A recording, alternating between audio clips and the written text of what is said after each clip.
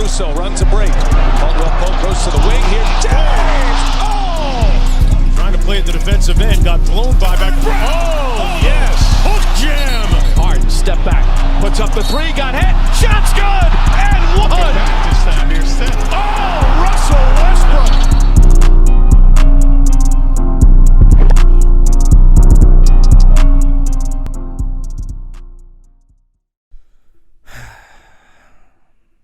Hello, everybody, and welcome to Trey Ball, episode 15. The NBA season is now over with, and as you can see, I made promise to what I said. The Los Angeles Lakers have won the NBA championship.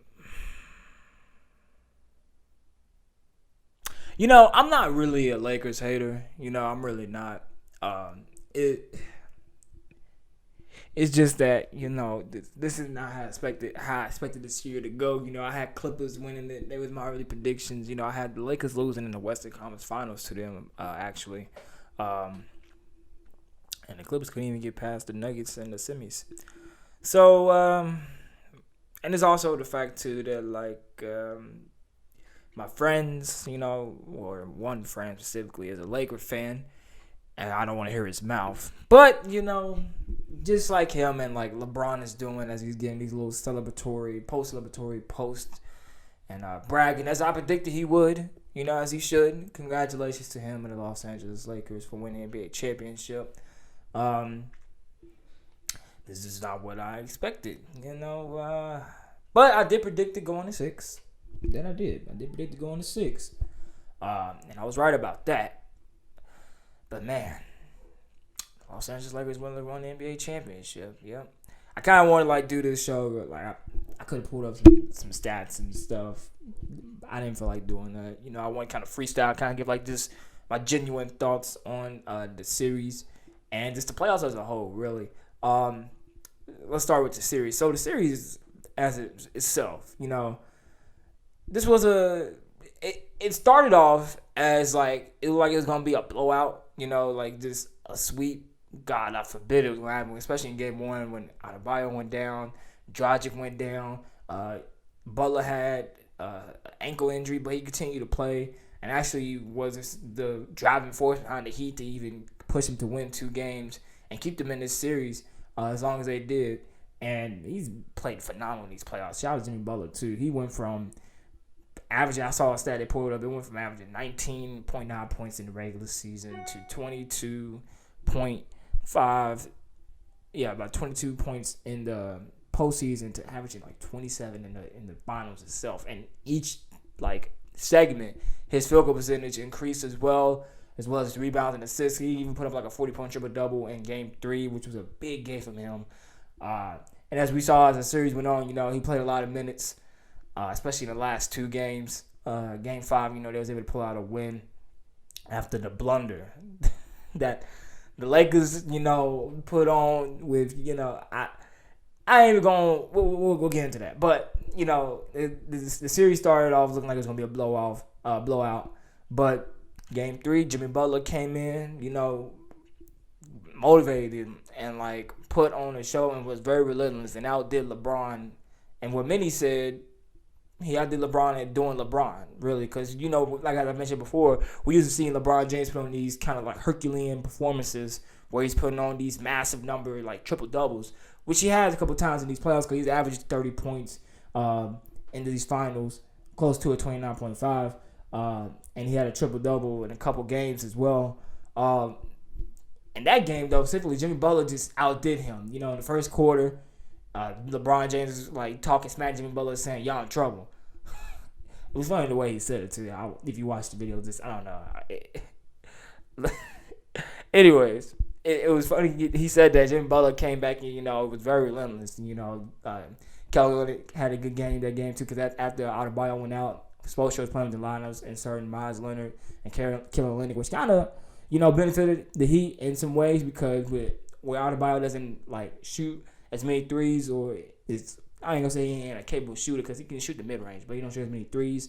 You know, Myles Leonard and Kelly being those bigger bodies and being able to shoot the being able to shoot the 3, You know, it created more spacing.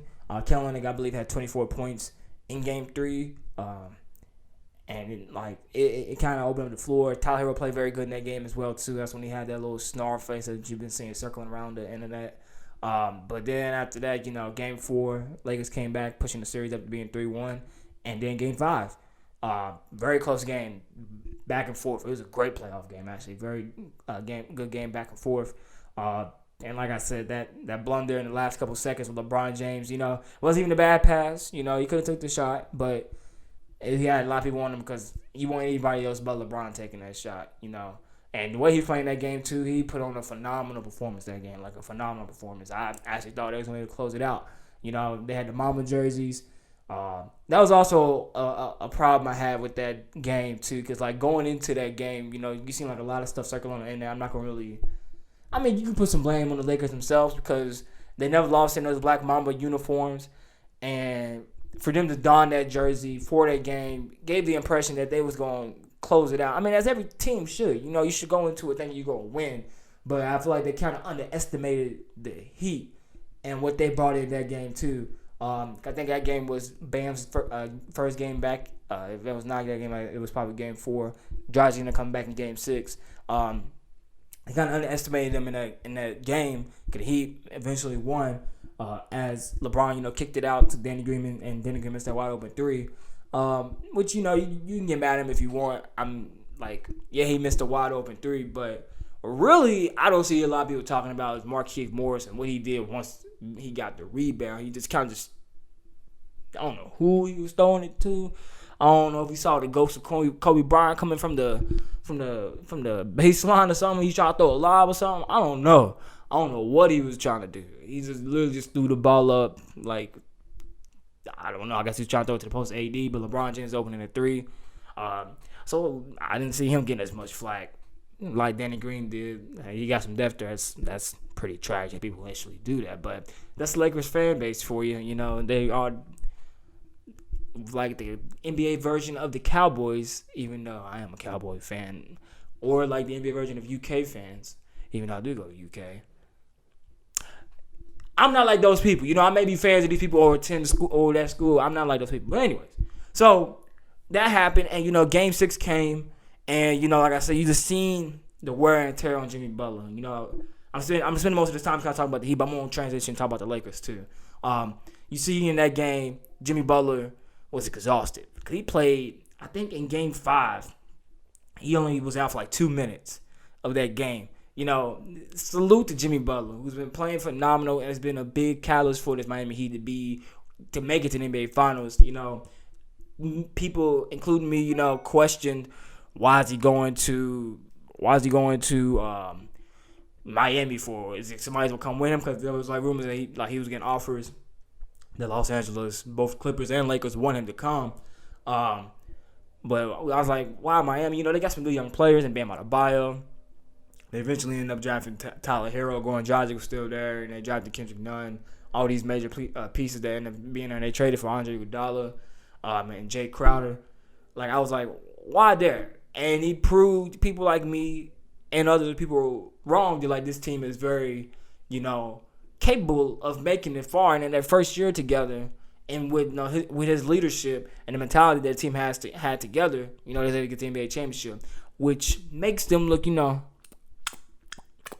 a bit appetizing for a free agent that wants to head there. Giannis Antetokounmpo. Looks very appetizing for a major star, whoever wants to head there, you know, in 2021 free agency season. You know, I don't think it's really too many big free agents this upcoming free agency season besides Anthony Davis, who, you know, he could possibly re-sign with the Lakers, or he could sign somewhere else. Who knows? Crazier things have happened. But, you know, I think that he played very well. You know, shout out to them guys. Duncan Robinson had a great game in Game 5, too. He put up 26 points. You know, he was on fire from 3 that game. Like, golly. Kyle Kuzma couldn't catch a break with all them fouls he was having, especially that one foul on that 3. And Duncan Robinson nailed it. He did flop on that corner 3, you know, against KCP. That was a little bit of a flop right there, but it just goes to show you that, you know, he's catching on. You know, he understands the game, because some people will get away with that stuff. But that one, you got to be a little better about that. But he played very well. And it's just, like I said, it just goes to show Jimmy Butler's leadership. Kendrick Nunn, who was a guy I said that the Heat are missing, considering that he hasn't played well since he came back from his COVID positive result, and he was playing with the team. He wasn't really playing as much either compared to what he was playing in the regular season when he started. And then, once Goran Dragic went out, he kind of got more minutes, and he actually lifted them in some games, like in that Game 5 when he had like 14, 15 points that game as well. Shooting some nice threes and, was able to create space and get some shots up on his own. Remember that one shot he hit against KCP at the top of the key? It was nothing but swish. Nothing but net, man. So the Heat, and shout out to, Tyler Hero, too. UK alum. Shout out to him the way he played in this rookie season to be, the youngest rookie to play in, he was one of the youngest players to start in the NBA Finals. Shout out to him. To the way he played in this Miami Heat team as a whole, and Eric Spoelstra, the coach and staff, for them to make it this far and to beat what people thought was going to be the Eastern Conference Finals champions in the Milwaukee Bucks, running through the East the way they did, and taking the Lakers to 6 games. When you look at their teams compared to the Lakers, they're kind of undersized. They're a little bit smaller compared to the Lakers. The Lakers being a little bit bigger, but they was able to hold on with them. And the Lakers, we're going to transition to the Lakers, found ways to hold this team down. The Miami Heat, their bread and butter is they're good defensively, especially perimeter defensive wise, and they're very good on offense from the perimeter. And in Game 6, we saw that the Lakers shut that down. I think that's where the Lakers' strong suit was throughout this series, and then through the playoffs altogether, because throughout the season, we talked about the Lakers not being as strong of a perimeter defensive team. And you think they would be with all the people that they had with Avery Bradley, even though he wasn't in the bubble, Danny Green, Rondo, LeBron James, all these guys who come off as these perimeter defenders, and AD too, who we saw guard Jimmy Butler very well in the late half of the series and kind of neutralized him a little bit, especially in that Game 6. And we seen that they became a better defensive team. That's kind of the reason why they dominated through the playoffs. It wasn't because of their high-packed offense between LeBron James and AD, even though that was a big help, but the defense that they played against these teams was really the key reason why they were able to win this NBA championship. And salute to them, as a testament to who LeBron James is as a player, as a leader, for him to take this team. Because really, when you really look at this team, they have good players on there, like a LeBron James and AD, of course, but a lot of redemption and a lot of players who was kind of looked like kind of shunned away from the league. Rondo, Dwight Howard, KCP, even though he's been on the Lakers, JaVale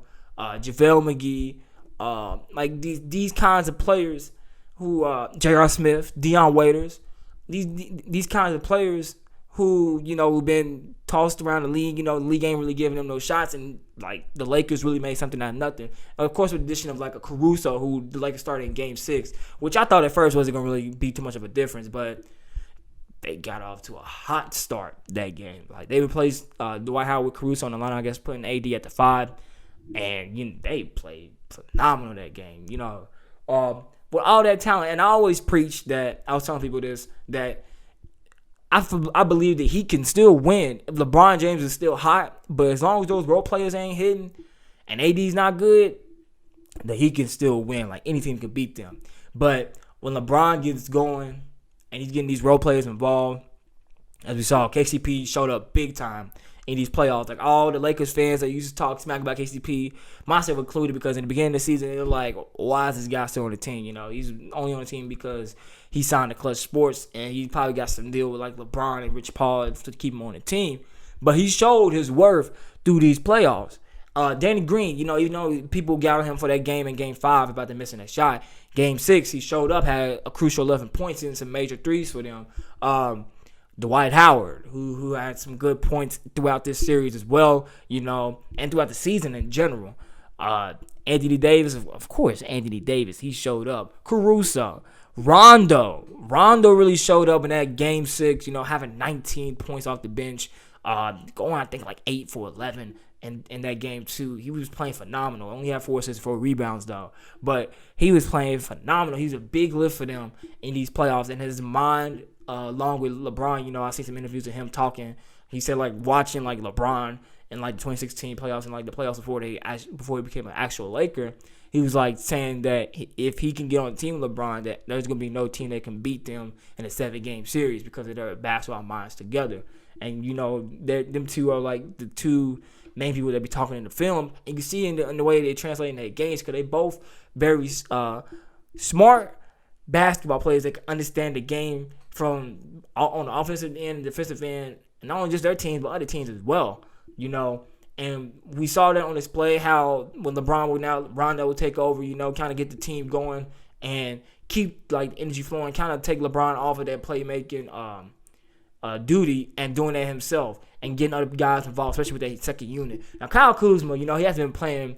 I haven't seen too much of Kyle Kuzma in this, you know, in this playoffs or just in general in the regular season. Kind of make the Lakers look a little silly for keeping him over Brandon Ingram, because you have Brandon Ingram with these guys, godly. That's the big three right there. But who's to say Brandon Ingram probably wouldn't play the same, because, you know, in New Orleans, especially with Zion being out, he had more opportunity. He became the number one guy, so he had that more touches.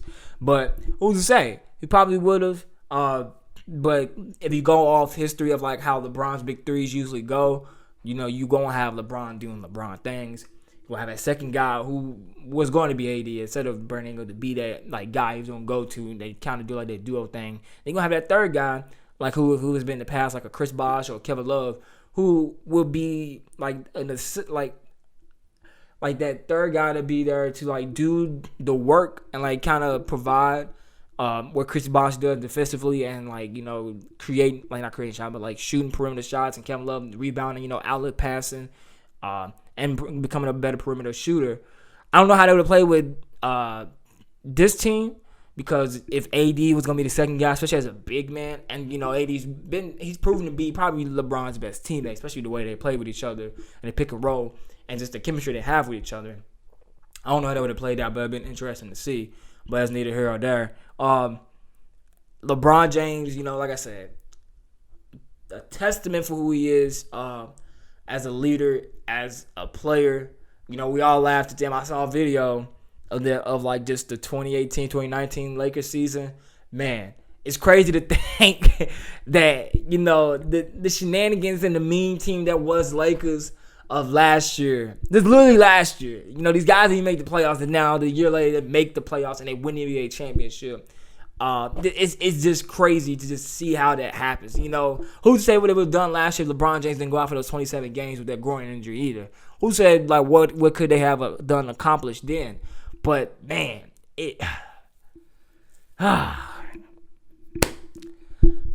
did it for this guy. You know, they did it. People, like they said that once Kobe died, you know, the Lakers definitely gonna win it. You know, and you know who you can say that was definitely some extra fuel for that fire for doing that. And as you saw in the post game ceremony as well, LeBron was talking about how everybody played because they want their respect, and that's true. Like I said, go back to what I said earlier, like with these redemption arcs that you have with some of these players, like Dwight Howard. What you have with Rob Pelinka, who many was talking like he wasn't a good executive, myself included. You know, especially when you have Magic leaving and like talking, like saying some things about Rob, even though they're still good friends, but like saying some things that a lot of people took it in a negative way about Rob Pelinka. You have LeBron James, you know, who wanted his respect because, you know, all this GOAT talk. We'll get into that too. And you had Frank Vogel, who wasn't a coach for like a year or two after formerly coaching the Magic. And, you know, he wanted his respect. And, like, the assistants, you know, Jason Kidd, who's been tossed around, not really, but from Brooklyn to Milwaukee and wasn't a coach, but getting his assistant coaching job. Lionel Hollins, like, all these guys that just kind of want their respect. Rondo, just all these guys. And they really played hard, and they got this championship. And they did it through grit, defense, determination, you know, focus. LeBron kept them on track. Even though they was one of the teams that didn't want to resume the season, once especially during that pause in the middle of the playoffs when the Jacob Blake shooting took place, you know, they stayed focused and they had their eyes on the prize, which was the NBA championship, and they eventually captured it. So salute to them. Now, where does this put LeBron James? You know, I've been seeing a lot of talking about, like, is LeBron James the GOAT now? what is this putting in, like, just in terms of basketball level. I haven't really dived into it, so I'm going to use this time to kind of talk about this just from my own perspective. Now I'm only 22 years old. I was born literally a month or so after Jordan won his last championship. So I didn't get to, like, personally experience it, but from, like, watching film and, like, watching, like, just and knowing about Michael Jordan my whole life, and just knowing the game of basketball, and then actually watching LeBron James. You know, LeBron James, he's not, in my eyes, this is my opinion, he's not the greatest player of all time, but it's not knocking against him. As not like he has been the greatest player that I've seen personally. He has been the greatest player that I've got to watch with my own eyes since I've been able to, like, actually watch, like, live basketball, and not just, like, VHS tapes or stuff on YouTube of past players. My own eyes, LeBron James has been the best player. But in terms of, like, just basketball history, I say he's probably right now number 2. Now, that's not to say that he can't eventually edge his way to number 1. Now, he already have, 6 finals losses in his career, but if he can make it to the finals 2 more years, he got 2 more years left on his deal, in the last 2 years of his deal, and win them, and he have 6 rings, a lot of people gonna be like, so what's the argument now? The argument can still be that he lost 6 times in the finals, where Jordan went 6 for 6, went there 6 times, won 6 times. The argument can be made for that. But with LeBron, he had those 6 losses in the finals before, but that's not take away for the accomplishment of making it to the finals. Like, LeBron James made it to the finals more times than a lot of franchises have. You can go look this up. Like, this stat's been pulled up multiple times where he done made it to the NBA finals. He made it to the NBA finals 10 times. A lot of franchises even made it to the finals 10 times. Like, my Pacers haven't made it to the NBA finals 10 times. He got more finals appearances than my Indiana Pacers. I think I got more NBA finals appearances than the Rockets too. Definitely more than the Clippers. He got more appearances than the Nuggets. These are the teams that I root for. He got, like, that's a feat itself. Like, I think there's only like 2 or 3 more franchises that have more finals appearances than LeBron James himself. Like, that's just crazy. But in terms of, like, comparing him to Michael Jordan, people talk about, like, how LeBron James is a better all around player than Michael Jordan is. As a pure basketball player, you can say that because LeBron James, he is a better passer than Jordan is, rebounder.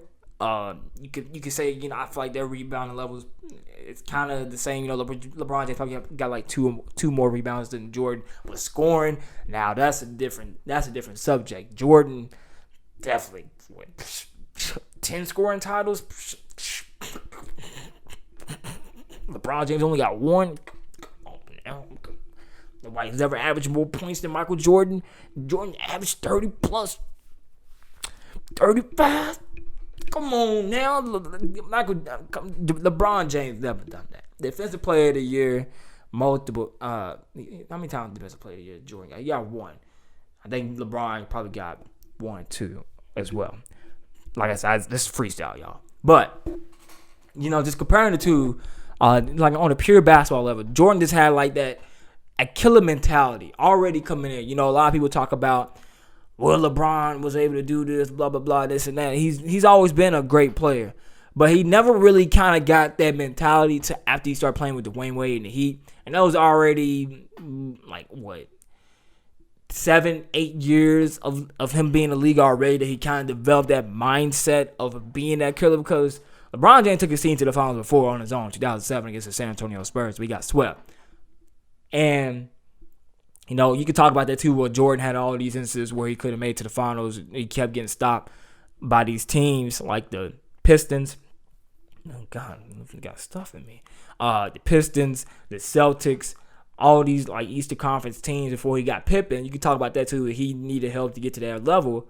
But just that mindset, because once LeBron got there too to the finals with D Wade, in that first finals against the Mavericks, LeBron James choked. He really didn't play like the LeBron James that we know. Where when Jordan got to the finals, game on. It's over with. It's over. I'm here now. Like, he took over. As you all seen the Last Dance documentary, or just know about the Michael Jordan history. Like, The man dominated. He did 2 3-peats, man. He did a 3-peat, retired for a season, and majority of like the second season, and came back at the end and played.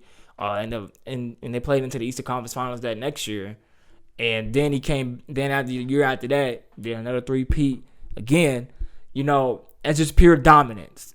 And when you look at like a lot of the teams that he played against compared to a lot of teams that LeBron faced, there's different levels of competition there. Different levels of competition. Not taking away from the Heat and who they are, because they are a good team. But compare that to like Utah Jazz. Compare that to Showtime Lakers, even though those are like the back end of the Showtime Lakers.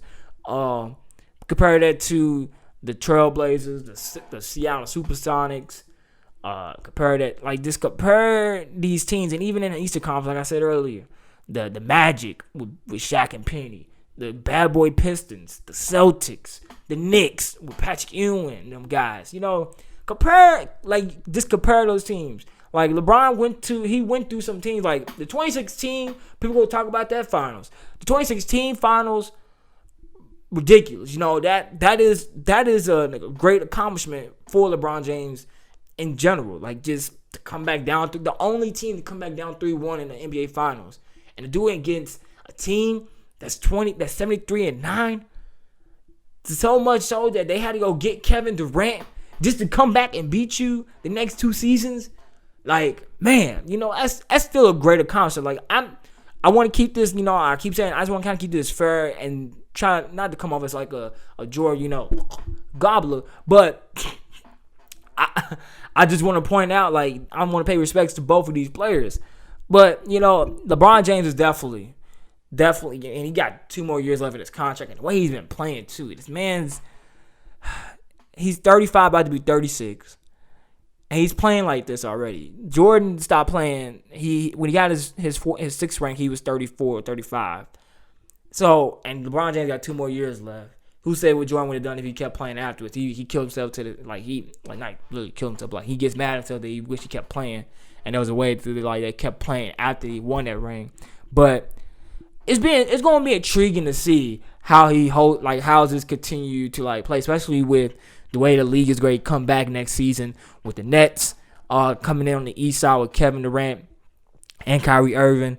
Who to say where Giannis goes or what they do in Milwaukee. The Warriors returning. The Rockets reloading. Excuse me. And with whoever gets as their new coach, the Clippers. The Nuggets, who we seen they playing well right now. They're going to get older and get better. The Jazz, and it's just the NBA is gonna get a little bit more strenuous. The Raptors still in the East, the Celtics still in the East. The 76ers, what Doc Rivers can do with them. Like, it's just I'm intrigued to see, because Magic Johnson already came out saying that the Lakers are gonna repeat again next season. But I'm not going. I kind of doubted them this year winning it. But next year, I'm really not gonna say they're gonna win it. Y'all can, if you find this video and they somehow miraculously win in 2021, you all can pull this clip up and say I'm an idiot, blah blah blah. I don't know to my mistakes like I did on them to this one. That's the reason why I got this Lakers jersey on right now, because I was wrong. Oh well, people are wrong. You're not always right. You give me a person who's always been right their whole life. Hey, you point them out to me, because I don't know nobody like that. But anyways, to see how this will play out next year, it'd be very intriguing, especially if they be able to bring back all these players or get some new ones. Like I said, AD's a free agent. They had Dwight Howard on a 1-year deal. They have Danny Green on a 1-year deal as well. I saw somewhere too that Luol Deng is still on their payroll too for $5.5 million. It's crazy. When is the last time you seen Luol Deng in the league? Cause I remember they did buy out his contract. So the fact he's still on payroll, keep getting that check, Luol Deng. Keep getting that check, brother. So it'll be intriguing to see how the Lakers hold up to next season. And let me transition this into talking about, when I'm talking about the NBA as a whole, let's talk about just the bubble and what the NBA really accomplished with this bubble that they had to continue the regular season and to have the playoffs with no hiccups. If you want to count some players sneaking out, like Lou, not really sneaking out, but leaving and going to strip clubs like Lou Will did, or some players sneaking out just to get food, or with Daniel House situation, besides that, and the pause for a couple of days for the Jacob Blake shooting that took place in the first round of the playoffs, the bubble went well effectively for the NBA and WNBA. They also had a bubble environment down there as well, and they had a champion crown in the Seattle Storm. Congratulations to them. That's amazing. When you look at all these other leagues and how they've been holding them, you get the NFL who've already had people test positive. I just got a report today that Nick Saban's test positive for coronavirus as well. College football is back. MLB, they had test positive. For some players have test positive. I think the NHL did very well too because they had a champion crown not too long ago, and I don't remember seeing anything about anybody getting tested positive for that. Even in soccer, Cristiano Ronaldo got tested positive for a virus, but for no players to get tested positive for coronavirus for more than 100-something days straight, ridiculous. And then the manner in which they was able to pull this off, some people doubted this was going to happen. I was very intrigued to see how this was going to play out, and it played out very well for not only just the NBA, for us fans too. So we got to enjoy it. People were like, well, it's not going to be the same. And, it wasn't the same because people weren't there in that actual live atmosphere. But we saw with the McLeod Ultra virtual fans, they kind of made it a little bit fun, a little bit more exciting. As the rounds went on after the second round, they was able to bring in their family. They was able to get different food. I know it's a big complaint at the beginning of the bubble. They got better chefs and they got better food there. They got different types of accommodations.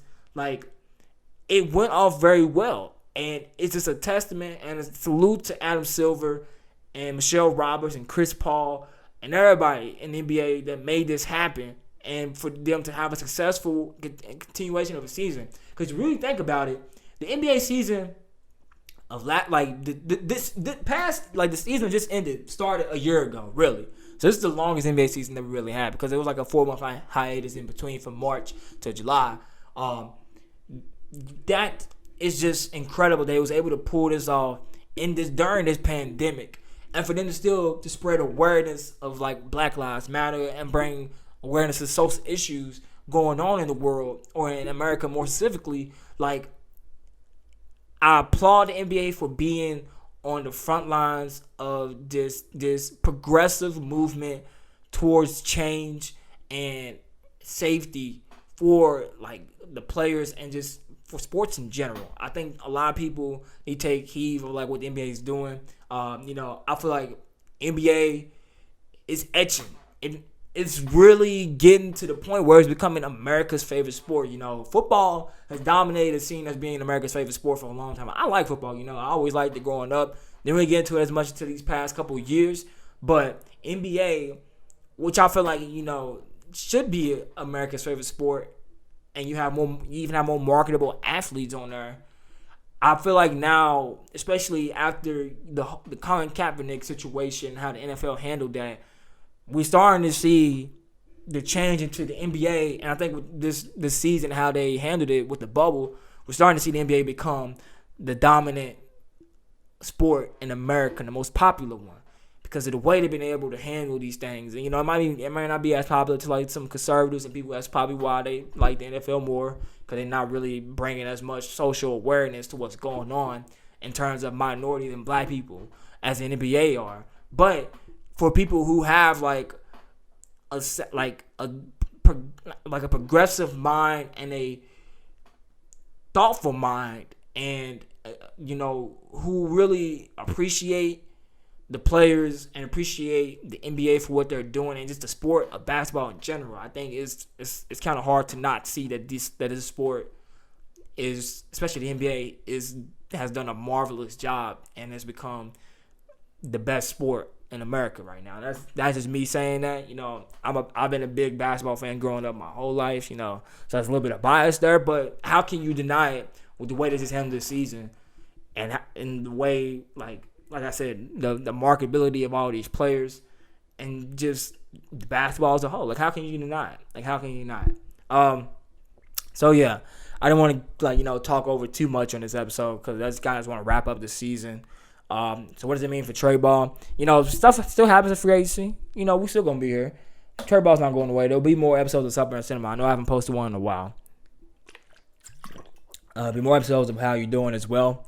Probably won't be as much episodes on Trey Ball. Probably come to you like once every 2 weeks. To talk about stuff like the draft that's coming up. Free agency, definitely gonna talk about free agency. That's another reason why I love the NBA is this free agency part of it too. It's very fun.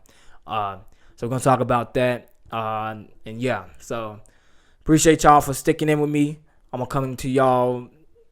I don't know, whenever I feel like some stuff about basketball is more to talk about. Right now we got this little coaching carousel going on with all these teams needing a head coach. We are, like I said, I mentioned Doc Rivers is the head coach in Philly right now. I already talked about Steve Nash being the head coach in Brooklyn. The Clippers need a head coach. Rockets need a head coach. My Pacers need a head coach. The Pelicans need a head coach. Thunder need a head coach. I'll probably come to you and talk about that whenever that all gets resolved. But yeah, I appreciate y'all sticking with me and listening to this episode. Go Lakers. Yay. Okay, I'm done.